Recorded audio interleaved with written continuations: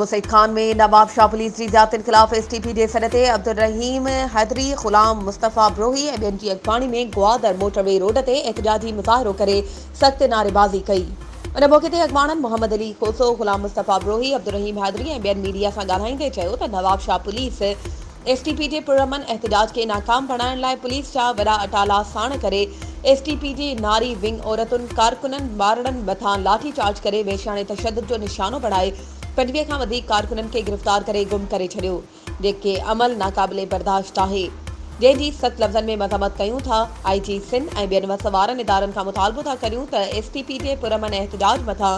Nawab Shah police जी नाजाइज़िन जो notice वठी मुलविस police एहलकारनि ख़िलाफ़ नोटिस वठी कार्रवाई करे इंसाफ़ कयो वञे। ॿी सूरत में एहतजाजी मुज़ाहिरो जारी रहंदो।